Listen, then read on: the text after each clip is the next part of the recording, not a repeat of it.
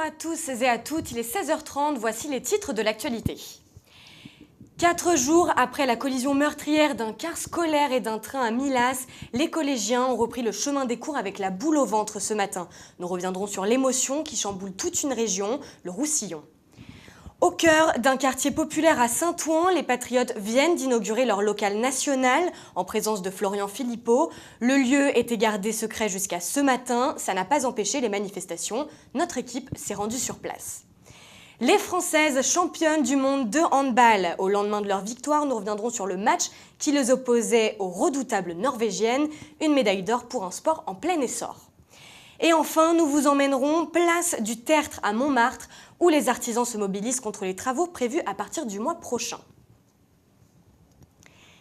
4 jours après l'accident de bus qui a endeuillé Milas, les élèves de ce collège des Pyrénées-Orientales ont repris le chemin de l'école ce matin. La cellule psychologique est toujours en place. Dorine Gott. C'est une rentrée éprouvante pour les élèves du collège Christian Brouquin. Le cœur serré, la boule au ventre, ils ont retrouvé ce matin les bancs de l'école. Certains, accompagnés de leurs parents jusqu'à la grille. Dans l'esprit de chacun, les 5 camarades qui manqueront à l'appel. C'est un peu triste parce que certainement quand on va rentrer dans les classes, surtout dans ma classe bilingue, il va y avoir une chaise vide et ça va faire tout bizarre parce que en fait au lieu d'être malade, ils reviendront jamais. Les parents inquiets observent la souffrance de leurs enfants qui, depuis 4 jours, n'ont plus la tête à étudier. Il va pas bien. Je ne sais même pas s'il va terminer ses études et tout, comme d'habitude, je ne sais même pas. Il a perdu le sourire, il a perdu l'appétit, il ne mange pas beaucoup. Voilà. La cellule psychologique est maintenue afin d'accompagner enfants et parents. Les autocars, eux, emprunteront un trajet différent toute la semaine afin d'éviter le lieu de l'accident. Et l'enquête se poursuit pour déterminer la position des barrières du passage à niveau lors de l'accident. La conductrice du car affirme qu'elles étaient levées, mais le conducteur du train dit le contraire. À ce jour, 6 adolescents sont encore dans un état grave. Ce matin, les tout premiers réfugiés que la France a choisi d'accueillir en sélectionnant leur dossier du Niger et du Tchad sont arrivés. Ils sont 19, 25 suivront demain et 12 autres mercredi. Direction le Bas-Rhin où ils seront installés dans le couvent d'un village. La journée internationale des migrants, c'est aujourd'hui. À Paris, plusieurs campements ont été démantelés, mais immédiatement, les migrants se sont réinstallés dans les mêmes quartiers du nord de la capitale. Un reportage de Julien Percheron et Léa Dupérin. Jaurès, à 2 pas du métro. Un campement de fortune subsiste encore. Ceux qui vivent ici sont afghans et pakistanais. Ils ont fui les talibans. À La Chapelle, les migrants ne trouvent pas toujours une place pour passer la nuit au chaud. Le centre d'accueil, construit en 2016, est saturé. Amin est soudanais. Arrivé en France depuis 1 an, il dort dehors tous les soirs.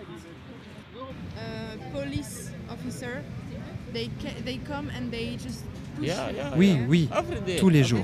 La police vient et nous dit de dégager. Parfois, nous avons de l'aide des associations. Du thé, du café, surtout le matin et le soir.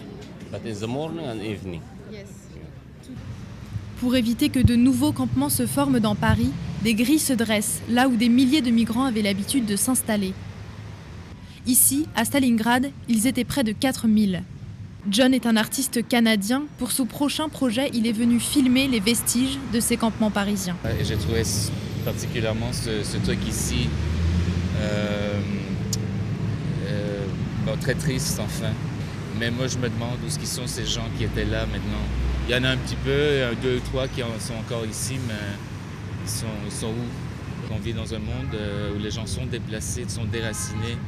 Et ça fait partie, il faut avoir le courage pour en parler, mais vraiment en parler. Conformément à la promesse d'Emmanuel Macron, l'État doit ouvrir 2 centres de préorientation cet hiver, d'une capacité de 200 places. Cette question des migrants soulève bien des passions. Hier, le journal du dimanche a révélé ce que prévoyait le gouvernement concernant la future loi Asile-Immigration à laquelle les associations entendent s'opposer. Alors, Sarafina Spotz, pouvez-vous nous expliquer de quoi il s'agit ? Alors cette réforme se divise en 2 axes. Le premier concerne l'asile politique. Il vise surtout à réduire les délais d'attente de ces demandes qui passeraient de 14 à 6 mois pour les traiter. Le deuxième axe concerne lui les migrants dits économiques. Cette réforme compte développer les mesures d'éloignement en augmentant la durée légale de rétention dans les centres prévus à cet effet, qui passerait de 45 à 90 jours. Le nombre de places disponibles y serait également augmenté, tout comme l'effectif de police des frontières et de l'air. Alors, pour vous faire une idée au niveau des chiffres, l'année dernière, 85 000 demandes d'asile ont été déposées, seulement 26 000 ont été acceptées, soit près d'un tiers. Et une circulaire vient également souligner cette volonté du gouvernement de durcir sa position sur l'immigration. Effectivement, cette circulaire qui date du 12 décembre a provoqué l'indignation de nombreuses associations puisqu'elle autorise les contrôles d'identité dans les centres d'hébergement d'urgence. Les associations dénoncent une atteinte aux droits fondamentaux des personnes étrangères et estiment que ce dispositif instaure un contrôle généralisé des étrangers dans les lieux privés. Elles craignent que les familles se sentent traquées et décident de quitter ces centres d'hébergement d'urgence pour éviter l'expulsion, quitte à dormir dans la rue. Elles ont d'ailleurs saisi le défenseur des droits pour se prononcer sur ces mesures. Les Patriotes, le parti de Florian Philippot, ont trouvé leur siège. C'est à Saint-Ouen que le mouvement lancé il y a 6 mois s'est installé. Un quartier populaire où la nouvelle n'est pas forcément bien accueillie. Chloé Tixier et Aline Bottin se sont rendues sur place. Un immeuble banal au cœur de Saint-Ouen, c'est ici que Florian Philippot a installé le siège de son parti Les Patriotes. En banlieue parisienne, dans un quartier populaire, un choix symbolique pour l'ancien numéro 2 du Front National. Nous sommes à Saint-Ouen, qui est un lieu populaire, un lieu de contraste. C'est très bien, c'est la France. Et on est en plus particulièrement heureux d'être ici parce que ce sont les puces de Saint-Ouen, c'est-à-dire un lieu de savoir-faire français, de patrimoine, ce qui n'est pas pour nous déplaire, ce qui au contraire nous fait très plaisir. Au total, 100 mètres carrés, sans luxe ostentatoire. L'immeuble appartient à Marcel Campion, le roi des forains que Florian Philippot a souvent soutenu. Le prix de la location, lui, n'est pas connu. C'est d'abord un choix économique parce que c'est moins cher que Paris et qu'on n'a pas des moyens non plus hors du commun. On a 0 € de subvention publique, donc on fonctionne sur l'argent des adhérents et l'argent des élus. Mais cette installation ne fait pas l'unanimité.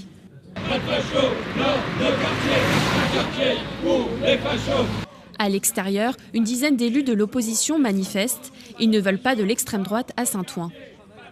Cette ville elle s'est bâtie sur des valeurs de solidarité, de partage, totalement à l'opposé de ce que défend l'extrême droite aujourd'hui. Mais je crois que ça aussi c'est le résultat de 20 ans de banalisation du FN dans notre pays et de ses idées nauséabondes. C'est dans ce nouveau siège que le mouvement va préparer les prochaines échéances électorales. La première, ce sera en 2019 avec les élections européennes. Florian Philippot l'a réaffirmé aujourd'hui. Son parti présentera bien des candidats et lui se voit déjà en tête de liste. Mais selon un récent sondage, les Patriotes ne sont pour l'instant crédités que de 2% d'attention de vote, loin derrière le Front National de Marine Le Pen avec 17%. Le procès du français djihadiste Salah Abdeslam est reporté. Il aura lieu entre le 5 et le 9 février prochain à Bruxelles. À l'origine, une fusillade survenue dans la capitale belge en mars 2016 pendant sa cavale. Cette demande de report a été formulée par son avocat Sven Marie. On le rappelle, Salah Abdeslam est le seul survivant des commandos qui ont attaqué Paris le 13 novembre 2015. En Autriche, le nouveau chancelier a pris ses fonctions ce matin à 10h. À 31 ans, Sebastian Kurz est désormais le plus jeune chef du gouvernement au monde. Il est à la tête d'une coalition entre conservateurs et extrême droite. Retour sur le parcours de ce jeune prodige de la politique avec Louise Boutard. Wunderwuzi, l'enfant prodige. C'est le surnom du nouveau chancelier autrichien. Pourtant, à ses débuts, il n'était pas nombreux à parier sur lui. D'abord patron de l'organisation de jeunesse de son parti conservateur, le futur chancelier entre au gouvernement à 24 ans. 3 ans plus tard, il devient ministre des Affaires étrangères et se fait un nom auprès des leaders mondiaux lors des négociations sur le nucléaire iranien. En mai 2017, il prend les commandes de son parti. Aussitôt, il demande des élections législatives anticipées, mettant fin à la coalition avec les libéraux démocrates. Très populaire, Sebastian Kurz rajeunit l'OVP en y incluant davantage de femmes et de personnes issues de milieux plus populaires. Aujourd'hui, l'accord avec l'extrême droite prévoit un durcissement de la politique migratoire et une simplification du système social. pro-européens convaincus, Kurz écarte l'idée d'un référendum pour quitter l'UE. Nous avons adopté une position clairement favorable à l'UE dans le but de renforcer la subsidiarité au sein de l'UE. Une UE plus forte dans les grandes questions et qui devrait prendre du recul sur les questions de moindre importance. Son plus grand défi par la suite sera de réussir à mener sa politique entre le vice-chancelier, chef du parti d'extrême droite, ici à droite, et le chef d'État écologiste libéral, à gauche sur les images. Ce matin déjà, dans les rues de Vienne, des manifestants étaient venus protester contre la coalition avec l'extrême droite. Au Chili, le candidat conservateur Sebastián Piñera a remporté les élections présidentielles. Déjà élu à la tête du pays en 2010, cette victoire confirme le virage à droite de l'Amérique latine et les difficultés économiques de ce pays. Un sujet de Sarafina Spots. Il est de nouveau président du Chili. Élu avec 55% des voix, Sebastián Piñera succède à la présidente socialiste Michelle Bachelet. Mais il devra faire face à un parlement divisé et multiplier les alliances pour appliquer son programme. Je vais offrir de grands accords à toutes les forces politiques et à tous mes compatriotes pour faire face et résoudre les grands problèmes qui touchent tant de Chiliennes et de Chiliens.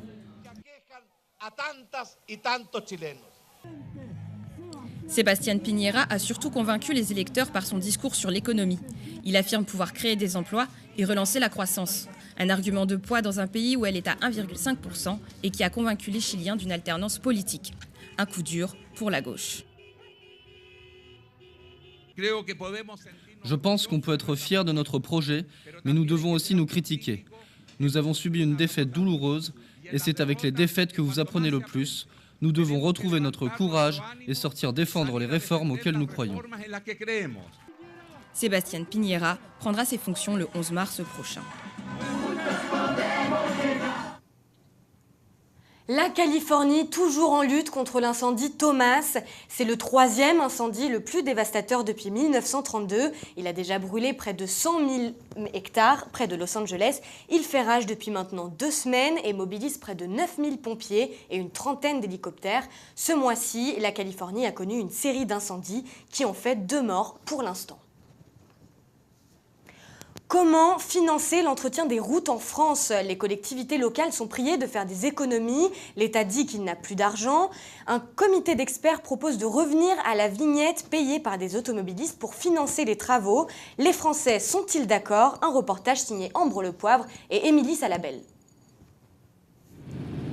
La collection de vignettes automobiles va peut-être s'agrandir sur nos pare-brises.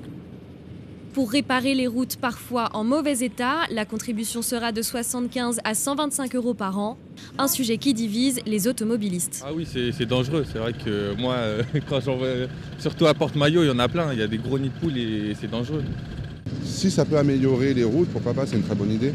Après, il faut vraiment que ça répare les routes, que l'argent soit utilisé pour réparer les routes et pas pour faire autre chose. Je suis contre. Une voiture coûte déjà cher et on paye déjà pas mal pour l'ensemble en fait, des services publics. Chaque année, l'entretien et la construction des routes coûtent 16 milliards d'euros aux collectivités, mais ces dernières années, le budget est en baisse de près de 10%. Classée première mondiale en 2012 pour l'état de son réseau routier, la France dégringole à la 7e place. Une dégradation qui serait à l'origine de près de la moitié des accidents. Depuis 2014, les chiffres de la mortalité ne cessent d'augmenter, une première depuis 1972. C'est une des raisons pour lesquelles l'État pense à réinstaurer la vignette. Les artistes de la place du Tertre sont en colère. La mairie de Paris a décidé d'y réaliser des travaux à partir de janvier et pour au moins 3 mois. Le problème, selon eux, c'est qu'ils n'auraient plus de place pour travailler. Aujourd'hui, l'heure est à la mobilisation. Un sujet de Léa Brocry et Clara Charles. Montmartre, son Sacré-Cœur, sa place du Tertre et ses artistes. Cette image touristique va-t-elle bientôt disparaître? La mairie du 18e organise des travaux à partir du 8 janvier. Ils veulent refaire toute la place du Tertre, tous les pavés et tout, et nous, ça nous empêche de travailler. Et le bruit, les bulldozers, tout ça, c'est pas possible. Près de 300 artistes se sont formés en collectif.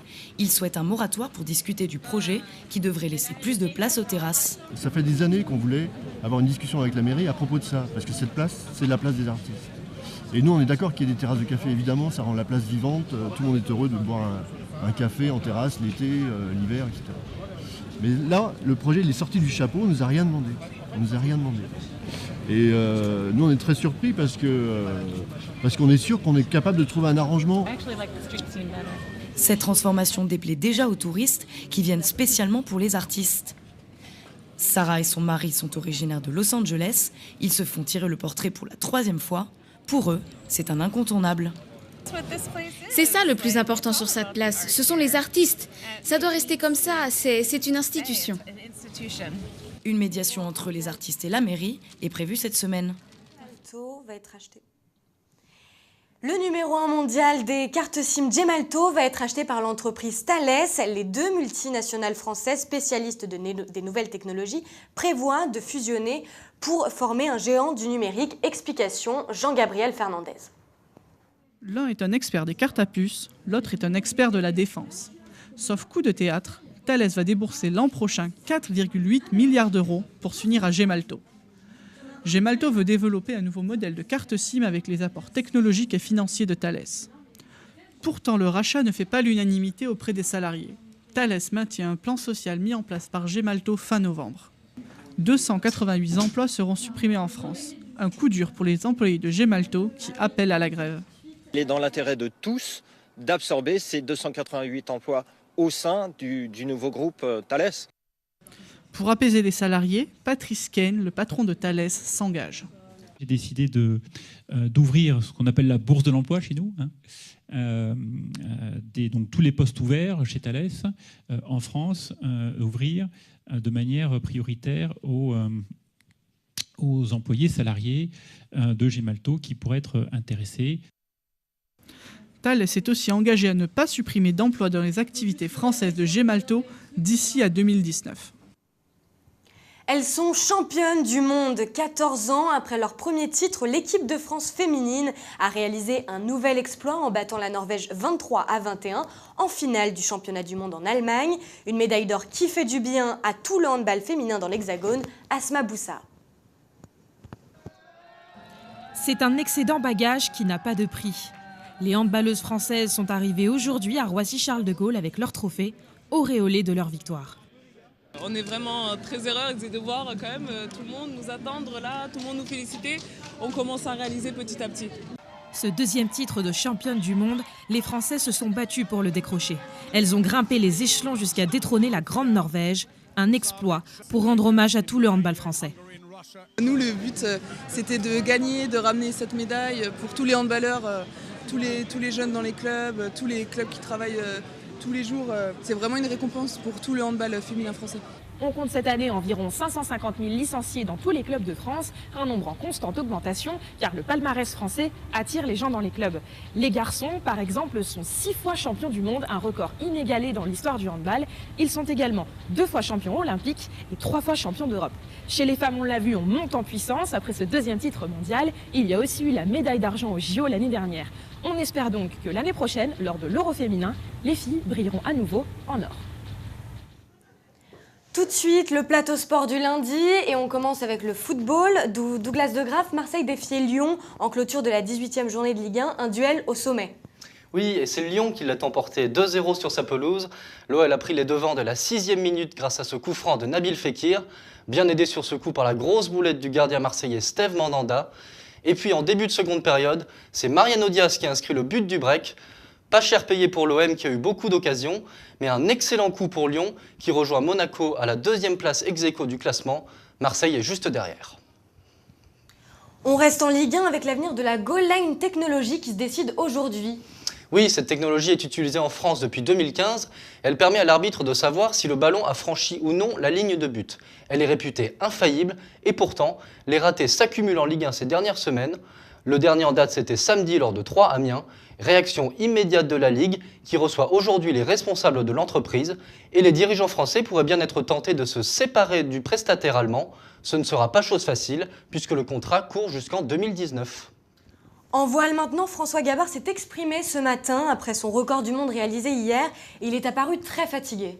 Oui, il avait encore les traits marqués par l'épuisement et la portée de son exploit. François Gabard, un tour du monde en solitaire en 42 jours, c'est du jamais vu. Il nous raconte sa performance. 2 jours à fond la caisse, c'est ce que je voulais vraiment faire. Et c'est dur, c'est difficile parce qu'en effet, on est toujours en éveil, on est à fond sur le bateau. Noël, merci Douglas. Noël, c'est lundi prochain et phénomène nouveau, le Made in France s'invite dans les marchés de Noël. Devant la mairie de Levallois-Perret, une soixantaine de créateurs s'est installée jusqu'au 24 décembre pour faire découvrir aux habitants leurs produits fabriqués majoritairement en France. Un reportage de Clément Dubrul et Mao Gognier-Zolek. Une mascotte bleu-blanc-rouge, une mairie qui affiche fièrement les couleurs de la France. Ici, à Levallois, contrairement au marché de Champs-Élysées, on mise sur le 100% français.